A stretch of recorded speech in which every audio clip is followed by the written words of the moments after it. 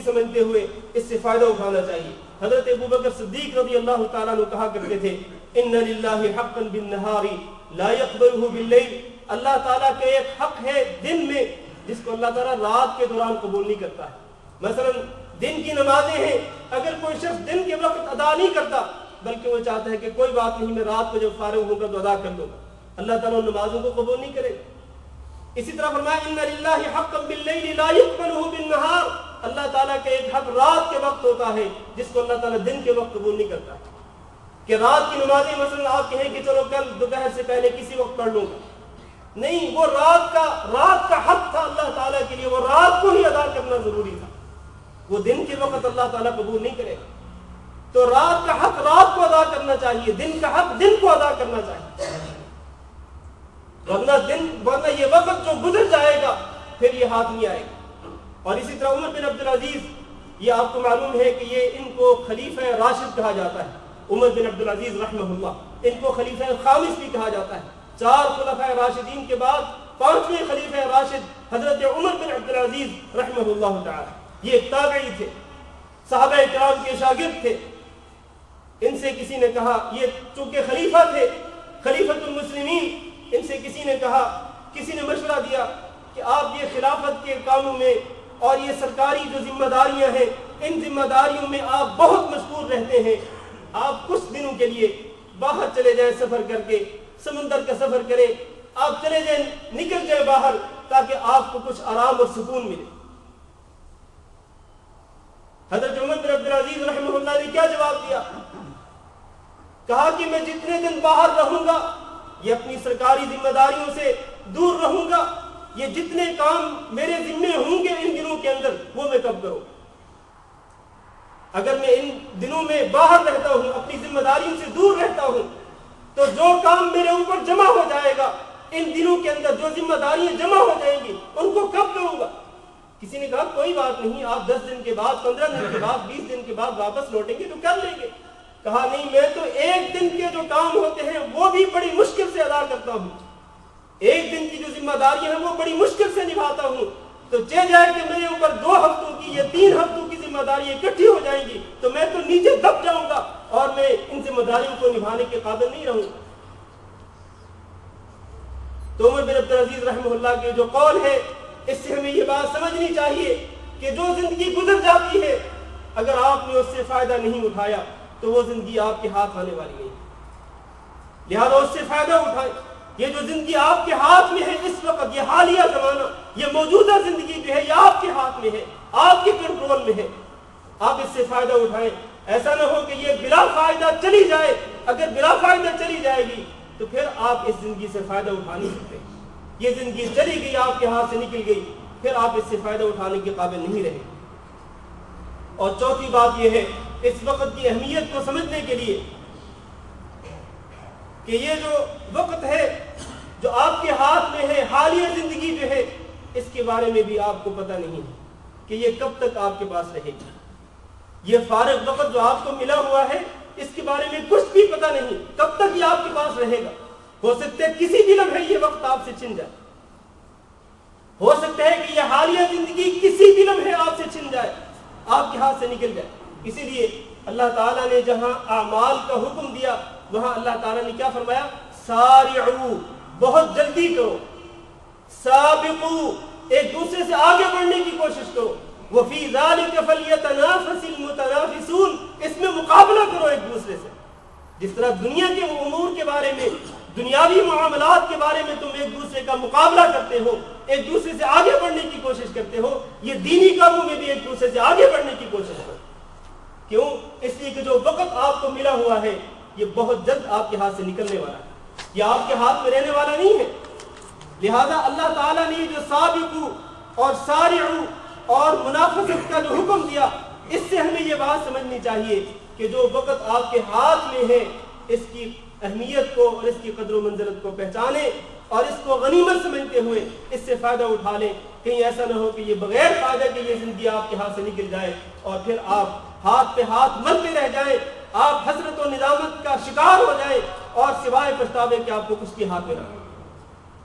میرے عزیز بھائیوں، آج جب ہم یہ وقت کی اہمیت کو واضح کرتے ہیں یہ ان مختلف نقاط کی شکل میں، جو 4 نقاط میں نے آپ کے سامنے ذکر کیے، ان چاروں نقاط کی روشنی میں ہم جب وقت کی اہمیت اور اس کی قدر و منزلت کو واضح کرتے ہیں تو دوسری طرف ہمیں جو لوگوں کا طرز عمل نظر آتا ہے وہ اس کے بالکل برعکس نظر آتا ہے کہ آج لوگ اس وقت کی اہمیت سے بالکل غافل ہیں، موجودہ زندگی کی جو قدر و منزلت ہے اس سے مکمل طور پر غافل کہ یہ موجودہ زندگی فضول کاموں میں، لہو و لعب میں، کھیل کود میں ضائع ہوتی جا رہی ہے، اور اللہ معاف کرے ناجائز اور حرام کاموں میں یہ زندگی ضائع ہوتی چلی جا رہی ہے۔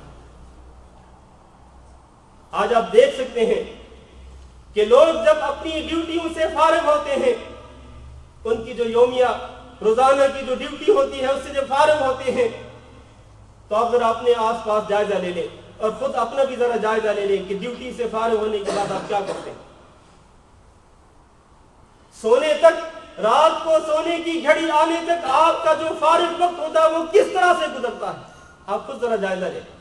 میرا خیال ہے کہ اگر ہم اپنے گریبان کی طرف جھانک کے دیکھیں گے تو ہمیں یہ پتہ چلے گا کہ ہمارا بیشتر وقت ضائع ہو جاتا ہے، بغیر کسی فائدہ کے برباد ہو جاتا ہے۔ آج آپ دیکھتے نہیں، جب آپ یہاں شہر میں جاتے ہیں اور بڑے بڑے ہوٹل جہاں پر باہر کرسیاں لگی ہوتی ہیں، لوگ کرسیوں پہ بیٹھے ہیں، حقہ پی رہے ہیں، سگریٹ نوشی کر رہے ہیں، اور سامنے ٹی وی لگا ہوا ہے بڑی سکرین والا، وہاں پر میچ دیکھ رہے ہیں یا فلمیں ڈرامے دیکھ رہے ہیں یا کشتیاں دیکھ رہے ہیں، یہ مختلف قسم کے پروگرام گھنٹوں وہاں پر بیٹھے گزر جاتے ہیں۔ ذرا بتلائیے یہ اوقات جو ہم ہوٹلوں پہ بیٹھ کر یا اپنے ڈیروں میں بیٹھ کر، اپنے کمروں میں بیٹھ کر ٹی وی کی سکرین کے سامنے گزارتے ہیں، حقہ پیتے ہوئے، سگریٹ نوشی کرتے ہوئے یا صرف اپنے دوستوں کے ساتھ گپ شپ کرتے ہوئے، بتلائیے یہ اوقات جو ہے، یہ اوقات کل قیامت کے دن اللہ رب العزت کے سامنے آپ ان اوقات کے بارے میں کیا جواب دیں؟ یہ فارغ اوقات آپ کے لیے نعمت نہ تھے؟ اللہ تعالیٰ نے آپ کو جو فارغ زندگی دی، فارغ اوقات دیے، فراغت سے اللہ تعالیٰ نے آپ کو نوازا، لیکن آپ نے اس فراغت کو فضول لہو و لعب، کھیل کود اور بالکل ناجائز اور حرام کاموں میں برباد کر دیا۔ کل قیامت کے دن کیا اللہ تعالیٰ ہم سے اس کے بارے میں سوال نہیں کرنے والا ہے؟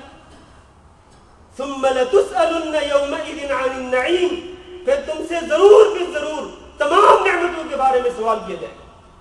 انہی نعمتوں میں سے ایک نعمت یہ نعمت فراغ ہے، فارغ اوقات کی نعمت ہے جس کو ہم برباد کر ڈالیں۔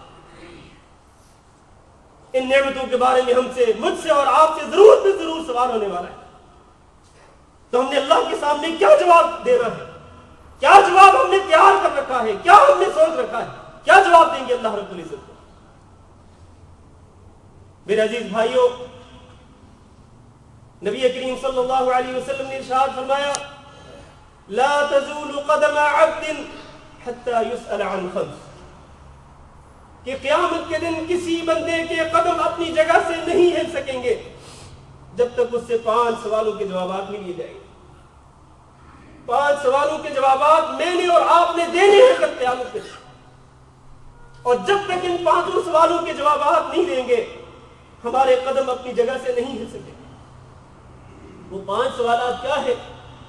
رسول اکرم صلی اللہ علیہ وسلم نے ارشاد فرمایا، عن عمره فيما افناه، پہلا سوال کیا جائے گا کہ اپنی زندگی کو تم نے کس چیز میں ضائع کیا، کس چیز میں تم نے اس زندگی کو کھپا دیا، زندگی کا ذرا حساب و کتاب۔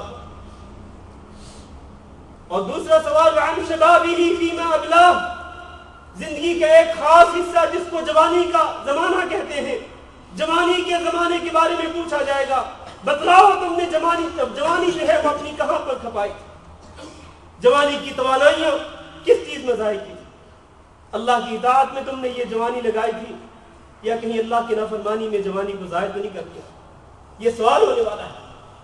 اور تیسرا سوال یہ بھی اللہ تعالیٰ پوچھے گا، وعن ماله من اين اكتسبه، مال کے بارے میں کہ مال کہاں سے کمایا تھا اور کہاں پر خرچ کیا تھا۔ اور چوتھا سوال اس کے جسم کے بارے میں ہوگا کہ جسم کی جو توانائیاں اللہ تعالیٰ نے تمہیں دی، ان جسمانی توانائیوں کو، ان نعمتوں کو، اللہ کے احسانات کو کن چیز میں صرف کر دیا تھا؟ جواب دو آئے۔ اور पांचवा सवाल ये होगा कि जितना इल्म अल्लाह ताला ने तुम्हें दिया था उस इल्म पर कितना अमल किया। ये जिंदगी के मुताल्लिक मुख्तलिफ सवालात हो, ये फारिग औकात के बारे में, उम्र के बारे में, जवानी के बारे में, जिस्म की तवानाइयों के बारे में जो सवालात होने वाले हैं, हमने उनके लिए क्या क्या जवाबात तैयार किए।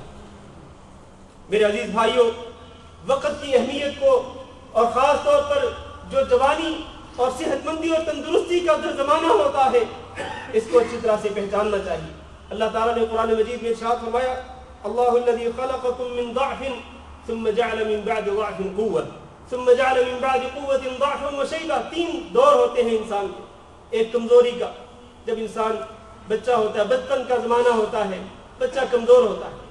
उसके बाद फिर अल्लाह ताला ताकत देता है, क़ुव्वत देता है, जवानी का ज़माना, ये दूसरा मरहला। और तीसरा मरहला जवानी के बाद फिर वही कमजोरी लौट आती है, बुढ़ापे का जमाना। ये तीनों अदवार इंसान के लिए बड़े अहम हैं और इनमें दूसरा और तीसरा दौर जो है वो बहुत ही अहम है, जवानी का दौर और बुढ़ापे का दौर। तो इस जवानी के बारे में भी अल्लाह ताला ने सवाल करना है। उम्र के इन तमाम मराहिल के बारे में अल्लाह ताला सवाल करने वाला है।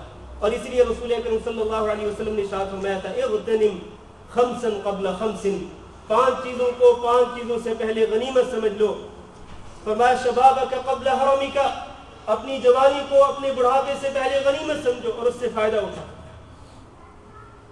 आज हम देखते हैं कि बहुत सारे लोग जिनको अल्लाह रब्बुल इज़्ज़त जिस्मानी सेहत भी अता करता है, माल और दौलत भी अल्लाह ताला नसीब करता है, और हज उन पर फर्ज हो चुका होता है, लेकिन वो हज का फरीज़ा सर अंजाम नहीं देते। वो हज को लेट कर देते हैं, मुख्तलिफ हील और हुज्जत, मुख्तलिफ बहाने तराश लेते हैं कि अभी इस साल ये काम करना है, अगले साल ये काम करना है, उसके बाद ये काम करना है।